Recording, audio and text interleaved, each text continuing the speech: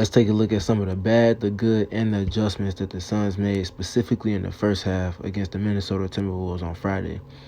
All right, this first play here, we're going to see them flowing to some low pick and roll, and we're going to see the Suns putting ice coverage on D'Angelo Russell here. So we're going to see Washington Jr. jump to the screen side, and him and Aiden do a good job of funneling him away from the paint, which is what you want to do in ice coverage. However, the issue comes where neither one of these two are communicating with each other. They don't squeeze the airspace, and D'Angelo Russell is able to get up a wide open short mid-range look here early in the game. Now, he's going to miss this shot with no contest. However, the issue is then exacerbated because the Suns, no one puts a body on anybody in terms of boxing out, and no one truly pursues the basketball either. And the Minnesota Timberwolves get a offensive rebound out of that, which really helped to set a tone in this game early on. And this next one here is going to take place off of a jump ball. We're going to see Torrey Craig this time at the point of attack against D'Angelo Russell. They put ice coverage on him again. And the issue here is going to come like the last one at the mesh point, where Torrey Craig is going to go into the late switch as D'Angelo Russell gets to a mid-range point below the free throw line, because DeAndre Ayton has better leverage and a better angle to contain the ball as well as contest. It's obvious what's going on here, but DeAndre Ayton does not get a contest up on his shot, and it's essentially, literally, a wide open look from the mid-range for D'Angelo Russell going to his strong hand, and he knocks that down. And then the little things here, we're going to look at Torrey Craig's body language after the shot goes up.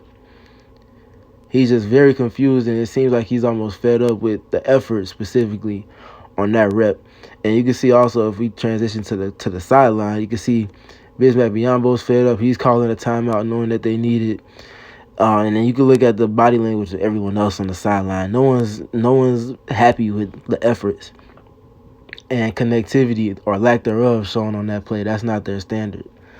All right, the next play here we're going to see is they flow back on defense. This is transition, a secondary break for the Minnesota Timberwolves. And it's going to be Washington Jr. back at the point of attack.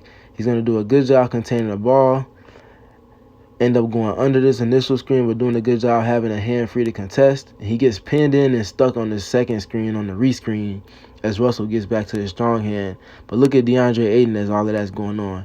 His feet are this time, they're on the free throw line, and he's in better position to not only just deter a look, but also get a hand up in contesting and closing that airspace. A stark contrast to what we saw in the last play. And then as Rudy Gobert rolls back to the basket, they switch to their original responsibilities, and now Mikal Bridges is at the point of attack, this time defending against Anthony Edwards. He's going to navigate the screen well. Ayton, again, is well up out of his drop compared to the last play, like I just mentioned. His feet are now north of the free throw line and then retreating back.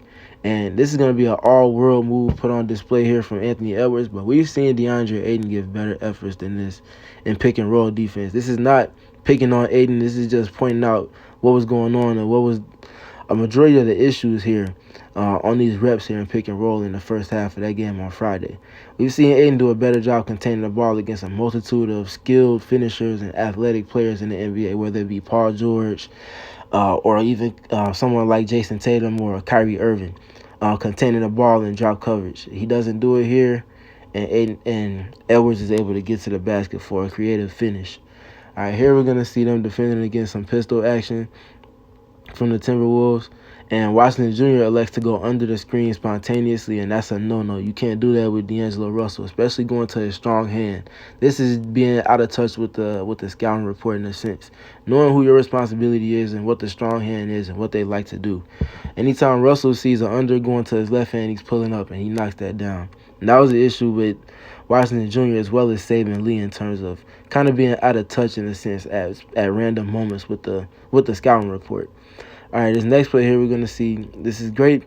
As you can see, the pressure is extended from Torrey Craig. He's at the point of attack here, putting pressure on the ball all the way at half court. And then you can see Josh Okogie, who's now in the game, jumping up the line and switching with Mikal Bridges to take away the stag action here from the Timberwolves. They take away the initial read, they flow into a second read, and then as we switch to the other side of the floor, we're going to see Josh Okogie again switching up the line and forcing a reject out of stag action as well. And then that's going to then flow into the next action, which is Damian Lee's man, Austin Rivers, coming off of a handoff. He jumps under, which is okay with Austin Rivers, gets the rescreen, stays contained on the ball, as well as with DeAndre Ayton. They do a great job squeezing here, taking away the angle for the pass, as well as taking away any vision for a potential attempt at the basket. And while those two are handling their business, executing great coverage in the drop, you can see Torrey Craig helping over to put the fire out, and then Josh Okogie sinking to take over for Torrey Craig's man. Mikal Swift stepping over to take over for Josh Okogie's man, and essentially double Xing out here with Torrey Craig, allowing for him to pop off of the roll man and get back into position for another look against the defense. And Torrey Craig then does a great job of providing great nail help and forcing a pickup outside of the paint. And they end up getting a basket here, but this is a tough bucket that they had to run multiple actions to get to and then play out of it late in the shot clock. Just one of the better defensive possessions of the game there. And then here we're going to see Damian Lee at the point of the screen doing a good job navigating with Jock Landale in drop coverage. And then they're going to see a great job from Damian Lee peeling off of that, as because Landale was in drop, he peels off to take over for the pop man because Reed decided to pop off of this pick action. Runs him off the three-point line, and then we're going to see Ish Wainwright peel switch here with Damian Lee. Everything is on time and on schedule from the Suns here. And then that's going to flow over to Mikal Bridges and Josh Okogie taking over for Jock Landale to allow for him to close out to the quarter here. So we get a good job on the closeout there from Bridges, another good closeout there from Okogie, pointing to just let Jock Landale know where he needs to go. This is just great communication on the fly, great closeouts, and they get a stop here. Great defensive possession there. All right, next we're going to see some logo pick and roll here from the Minnesota Timberwolves. And we're going to see in the second quarter that the Suns decided to start putting two on the ball, specifically with Jock Landale, and then it would flow to DeAndre Ayton a little bit later. So we're going to see a good rep here with putting two on the ball. They're changing up the pace and dictating terms defensively. The issue for me comes because as you put two on the ball and you're up in the pressure, you would want to put someone that's one pass away a lot further up the line to deter this easy pass to someone that's able to spray out of the 2-on and beat your rotations. And because Dwayne Washington Jr. is sagged off of the spray man, who would be Jalen Noel here, that makes for an easy outlet out of the 2-on scenario for D'Angelo Russell. And now the Timberwolves are playing an advantage with 3-on-2 specifically on the second side. And obviously the advantage is going to be to them. The Suns do a good job rotating out of this, and they end up getting a miss. But you want to be better with when you're putting pressure on the ball, taking away the easy passes to help better aid your 2-on scenarios defensively. And we're going to see some more of that here as they flow into a dribble handoff. Landale puts two on the ball. Russell does a good job getting off of it quick this time, hitting the roller. But look at, as all of that's going on, Damian Lee here, who is the low man on the opposite side of the court. He's going to do a good job being early with his rotation. Forces a impromptu counter here from Reed as he doesn't want to pick up a charge. And he makes him make a move and take a shot that he's uncomfortable with, and they get another stop. All right, and here we're going to see some more pistol action here from the Timberwolves in a secondary break.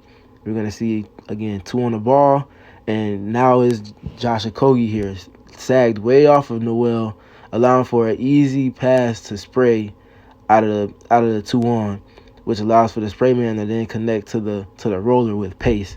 This is all enabled because the pass is just essentially conceded one pass away here on the other side of the screen as they empty the entire side.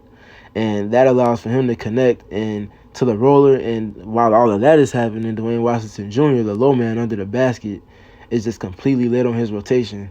And the Timberwolves get a dunk out of that. All right, and now here we're going to see Okogie here again with them putting two on the ball. This time is Dwayne Washington Jr. one pass away, and he just concedes this pass. There's no effort in terms of taking away that pass to help apply pressure off ball as well as on ball. And especially with Russell going to the sideline, they could trap him here and make him pick up his dribble, and you have an extra defender there on the sideline. And now you're really, really testing the movement and ability for them to operate against pressure. Instead, they concede this pass to the spray, and then the spray is able to skip, and that puts the Suns in rotation as they go with the high tag here. As you can see, Ish Wainwright, they go with a tag from the high eye this time instead of the low man. And Damian Lee is out of position as well here, because if they're going with a high tag, then you want to be more level with Ish Wainwright, so that this rotation out to the first pass, whether it's a skip to the corner or a skip to the opposite 45, you're shortening the distance on your closeout to then force them to put the ball on the ground and dribble off of your closeout. However, he's out of position, kind of over helping on the roll here. This is too far of a closeout, and the Timberwolves get a 3 out of this one. All right, the next one here, we're going to see Aiden's back in the game now. He's going to be up at the level of the screen, putting 2 on with Mikal Bridges. And again, this time Washington Jr. is just conceding this one pass away, and that allows for them to connect to the roller. Now, thankfully, Okogie's there as a low man. He's doing a great job being on time and on schedule with his rotation, and they get a miss, and they go off to the break. But you want to be better with your position and taking away those easy passes, especially when you're putting 2 on the ball, to better aid your defense. All right, and then next, here on the final play here, we're going to see Washington Jr. ducks under the initial of a double screen. Russell decides to reject the second one and goes with the rescreen with Rudy Gobert in the empty side this time. Again, they're putting 2 on the ball. Ish Wainwright's the low man. He should be there right about now in position, but he's not. He's going to end up being late, and this ends up being a foul and free throws for the Timberwolves. Just the little things with the Suns that they weren't connected with and they weren't communicating on, and end up leading to them being out of position with some of their rotations. Nonetheless, the reps in the second quarter were fun to see in terms of seeing them going to a dictating scheme defensively. It's something they haven't done that much this season, and the reps are going to be valuable for them moving forward.